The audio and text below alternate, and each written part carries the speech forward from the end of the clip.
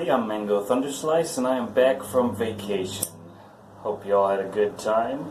It's a lot of stuff been going on, of course, and this whole Vegas thing happened right before I went on vacation, and as soon as I saw the numbers and the location, I kind of had an instinct reaction like, uh-oh, I know what this is. But I don't like to jump to conclusions, or at least not to publicly announce them, until I've at least seen some of the evidence and actually piece this thing together. Because, on the surface, right, when you hear, oh, lone gunman shooter, 58 people dead, 500 plus injured, you're like, wait, what? I'm sorry, and if this guy wasn't a trained military professional, those numbers just simply aren't realistic for one guy, especially not at 1,200 feet, something like that. It was a long distance. I mean, people think that, people who are illiterate with firearms, they think you can just you can just pull the trigger and then they start exploding. Like, it's really not that simple. There's actually a fair amount of training that goes into using a firearm efficiently.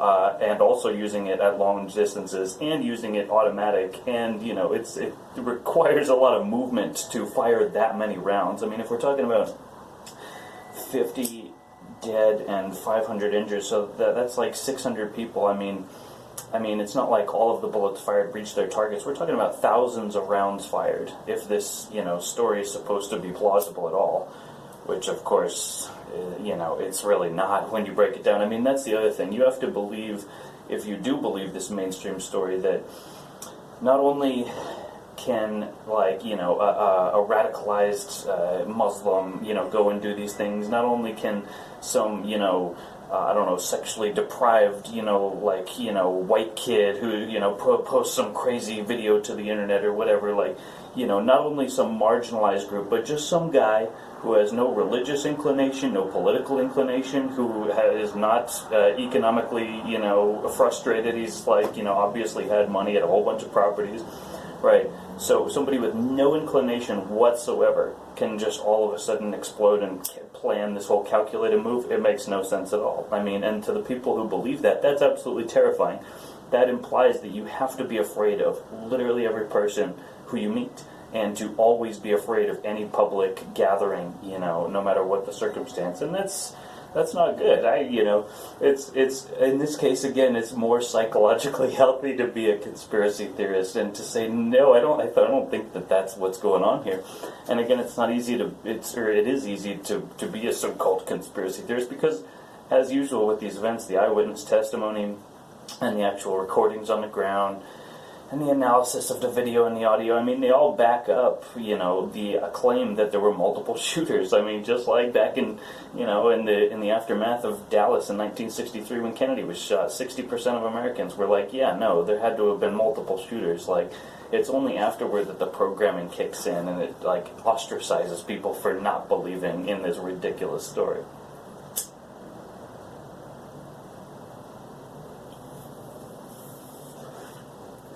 Oh man, yeah, just went on vacation, again, didn't really want to make a video about this topic and, jump into all these conclusions about things, before I went on vacation. I wanted to see what everybody else, send all the information through the filters, because obviously, again, this is how it works. We're in the information age, and, you can't hide things. Inevitably, there's going to be 1,000 plus points of contact, information data-wise, to record things, and it just becomes ever harder to control. And so I'm not going to get into wild speculation, but just kind of point out just some of the crazy things about it that I've seen through some of the little research and the research that others, it's been coming out. It's been pretty interesting.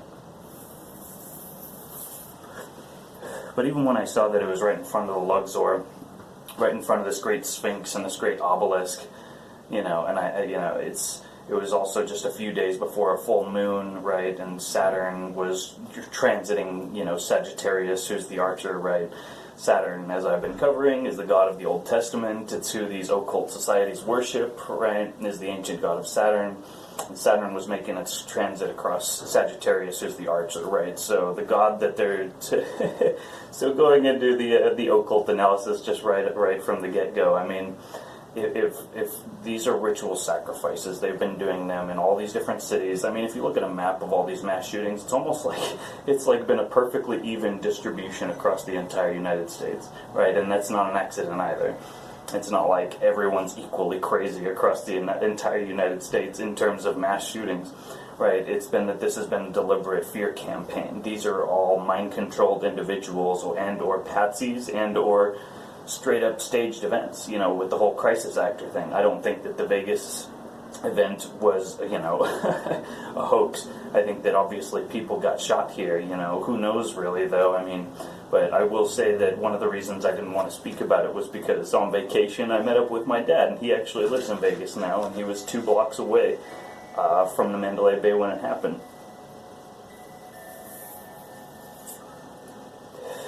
And I didn't really get into any details with it. I didn't want to jump into a super heavy conversation on vacation, but you know, it's just really weird because, you know, people at the Bellagio were saying that there was gunfire. People, you know, the recordings, you hear gunfire coming from multiple different locations, and not just echoes. We're talking about very slight, you know, actually Mike Adams of the Natural News, he actually did a pretty good audio analysis proving that there were at least 2 shooting points. Right, so, and there were people on the ground with video showing that people were moving before the actual gunfire even happened, so something was, you know, something was scaring the sheep before the actual gunfire started going off. And, you know, there's just all these strange circumstances about the event. It's called a Harvest Festival, right, you know, so it just increases the ominous overtones. It's right in front of this great black cube pyramid with this beam of light shooting up to the heaven. You got this, you know, bungee swing right over there, these great metal pillars, right, this great tuning fork, this great tine aligned with the sky as Saturn is at the 22nd degree in the sky, making its transit across Sagittarius. And of course, you know, there's all this numerology encoded within the event that plenty of other people have gone into, and that's not my specialty, and I don't really care to, you know, place a whole lot of weight on numerology. Not that I disavow it, but it's just, it's hard to really build a solid theory for me just based on the numbers of the event. But, you know, what's really interesting is, you know, again, that it's almost like you ask the question, who benefits here, right? Like, this is almost like in the line of the Obama era mass murders, right? But just like done up, but it's, so people are saying, oh, what is it, like a gun control agenda? Like, what would be the point? Trump's in office, like, there's still a red team majority in Congress, like, no gun control is going to go through anyway. I mean, there's not support popularly to push it through. There's really no way politically that's possible. You know, there were the whole, on 9/11, there were the emails posted or messages posted to 4chan about, you know, Michael Chertoff and Sheldon Adelson, who's kind of, you know, a scummy, you know, casino mogul down there. And of course it's Vegas. It's like, if anybody doesn't know, like, the long-standing connections between shady organizations and gambling institutions, well, I don't think I need to catch you up on that either. There's plenty of other resources for that. But, you know, so it's been a shady town, and there's all these other, you know, ominous precursors to the event. You know, Monograph is a good channel. He's got some very interesting stuff, you know. People, you know, he's actually, you know, on the kind of, you know, point of analyzing the video that there was helicopters, right, that looked like they were firing on people. So who knows, this could have been a massive coordinated, you know, death squad attack by the Cabal, like we've seen in numerous other cities across the United States. But it's just interesting because there's no real immediate tangible benefit to it this time. It almost seems like it's just purely to create the most amount of confusion and rage and negative emotions, and just again to pour that fear and rage and anger into the hearts of people, like that just general state of anxiety and confusion. And again, that's what these people are cultivating. That's what, you know, their supposed God feeds upon, is, you know, the fear of the people, and, you know, just all that energy, you know, is so dense, and they can use it to achieve any number of different goals. You know, it's not just gun control. It's just about when you keep people in that vibration, they can be controlled because they're afraid. It's that simple. So then there's that, right? So that was really the event. That was right before I went on vacation, and then the hits started coming. It's almost like, everybody knows this was a cabal operation, and, whether Trump or whoever, the white hats and the intel agencies were like, okay, you guys really screwed the pooch this time. Now you're fucked, all right? And then what happens? Weinstein goes down. Boom. Weinstein is not a little fish. Weinstein is a big fish, okay? Just because John Podesta is the one in the whole Pizzagate thing, and he's like a big fish with regards to politics and Hillary Clinton, doesn't mean that he's the only big fish, right? Weinstein is a big fish, baby, and him going down is a huge bellwether, and the timing is no coincidence, right? Sending the message, you guys are fucked. All right, it's time to start systematically dismantling the cabal in all of its different forms. Like, we've got, there's so much information ready to go to incriminate these people and put them behind bars for decades. I mean, let's let it roll, baby. All that was required was the impetus, and eventually they would do something stupid like this, and now they have. Right, so Weinstein goes down. What's next? James Comey's getting disbarred. So he's basically, we're returning back to the Clinton email scandal. He's getting disbarred for basically gross negligence during that whole thing. That's not a minor thing either. That's a major revisitation of a huge issue. Again, leading right back into the heart of darkness, this whole Clinton Foundation, and just all the shenanigans connected to it. And then what happens? Hang on.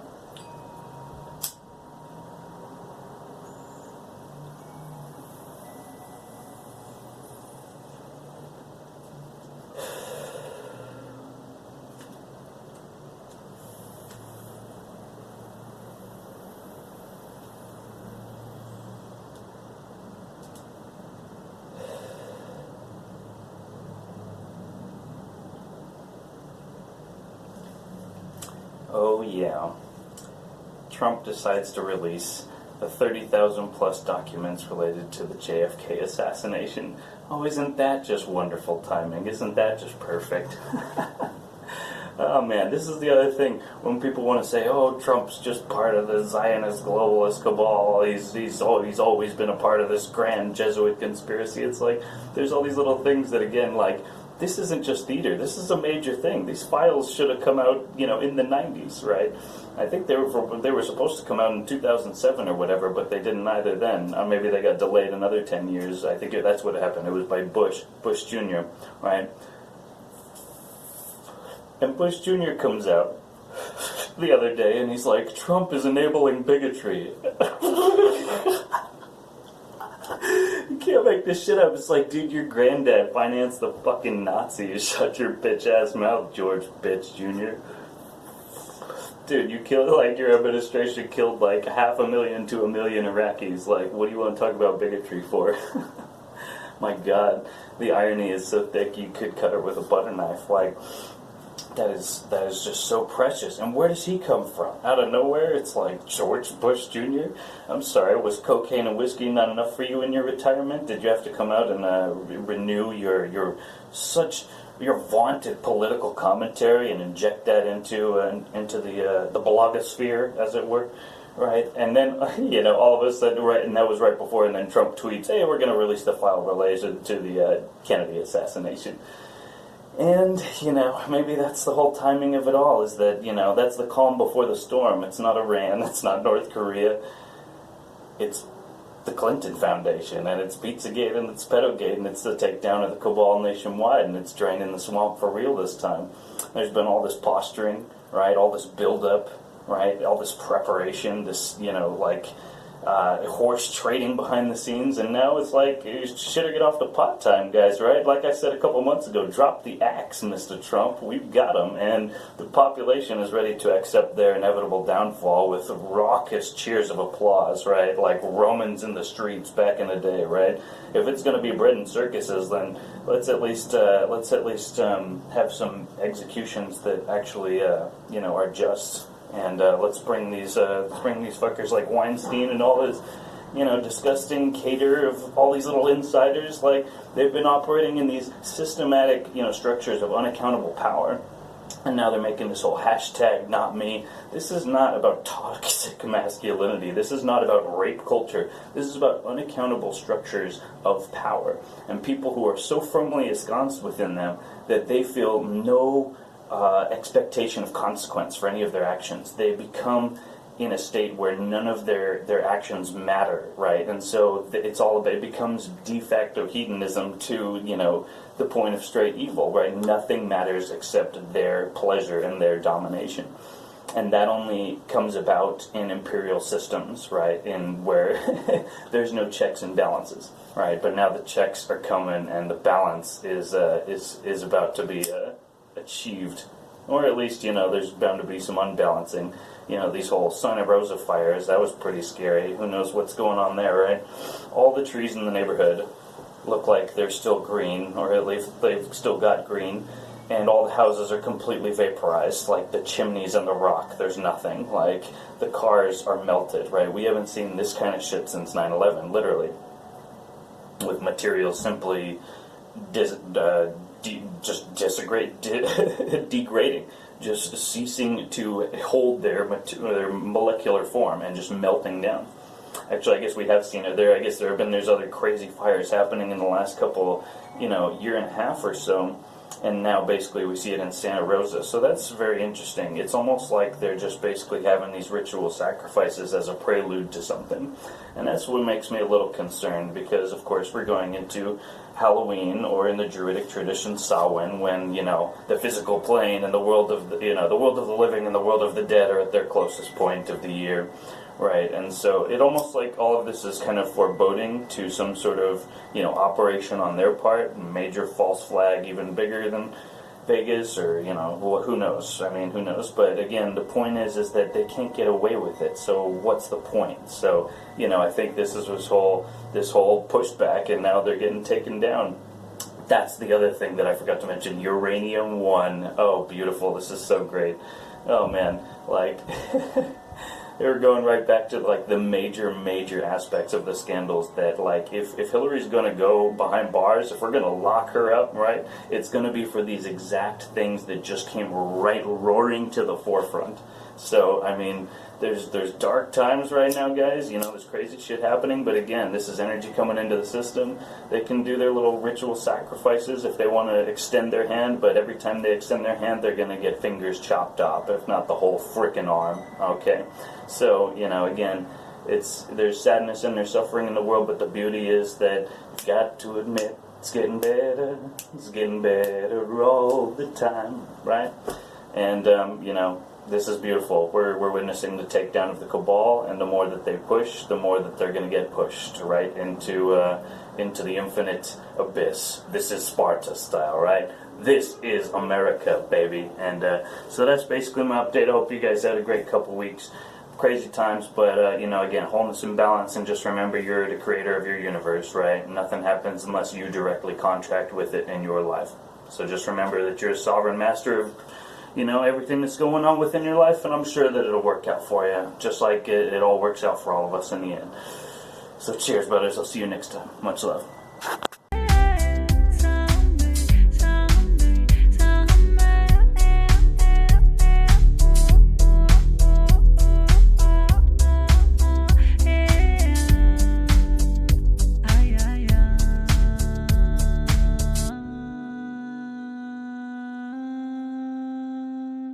Ah.